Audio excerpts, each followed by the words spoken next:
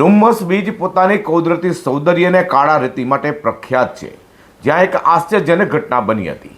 રવિવારે રાત્રે એક લક્ઝરી મર્સિડીઝ કાર બીચની નરમ રેતીમાં એવી રીતે ફસાઈ ગઈ કે તેને બહાર કાઢવામાં 36 કલાકથી વધુનો સમય લાગ્યો હતો। આ ઘટનાએ સ્થાનિકોને પ્રવાસીઓમાં ભારે કુતૂહલ જગાડ્યું હતું। તો આ મામલે પોલીસે જાહેરનામા ભંગ બદલ કારના માલિક સામે ગુનો દાખલ કરી ધરપકડ કરી હતી। સુરતમાં રવિવારની સાંજે જ્યારે મોટાભાગના લોકો બીચ પર મોજ મજા માણી રહ્યા હતા, ત્યારે અચાનક જ એક મર્સિડીઝ કાર રેતીમાં ઊંડે સુધી ખૂંપી ગઈ હતી। પ્રારંભિક પ્રયાસો નિષ્ફળ રહ્યા અને આખી રાત કાર ત્યાં જ ફસાયેલી રહી હતી। સોમવારે દિવસભર અને મંગળવાર રાત સુધી પણ કારને બહાર કાઢવાના પ્રયાસો ચાલુ રહ્યા હતા।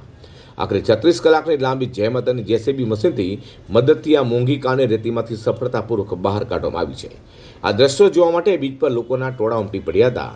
આ સમગ્ર મામલે ડુમ્મસ પોલીસ દ્વારા તાત્કાલિક કાર્યવાહી કરવામાં આવી હતી અને કારના માલિક અઝર અબ્દુલ્લા શાહ સામે ગુનો નોંધી તેની અટકાયત કરી છે।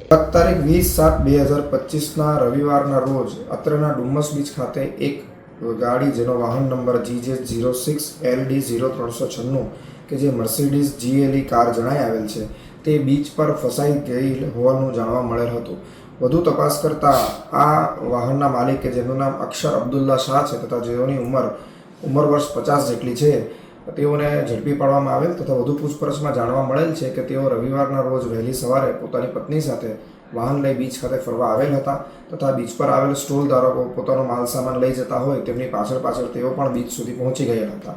દરમિયાન તેમની ગાડી બીચ પર ફસાઈ ગયેલ હતી અને ત્યારબાદ પોલીસના ધ્યાનમાં આવતા તેમની ગાડી રેસ્ક્યુ કરવા બાદ આજ રોજ તેમના ઉપર BNS કલમ 281 કે જે બેદરકારી તથા ગફલતભરી રીતે વાહન હંકારી પોતાનો તથા બીજાનો જીવ જોખમમાં નાખવા બાબતની કલમ છે, તેના હેઠળ ગુનો દાખલ કરવામાં આવેલ છે। વધુમાં પૂછપરછ દરમિયાન કાર માલિકે જણાવ્યું હતું કે તેઓ પોતાની પત્ની સાથે બીચ પર ફરવા આવ્યા હતા। બીચ પર અમુક સ્ટોલ ધારકો પોતાનો સામાન લઈને અંદર જઈ રહ્યા હતા। તેમને જોઈને અજર શાહે પણ પોતાની મર્સિડીઝ લઈને બીચ પર અંદર જવાનું સાહસ કર્યું, પરંતુ નરમ રેતીમાં તેમની ગાડી ફસાઈ ગઈ અને આ બેદરકારી તેમને ભારે પડી છે।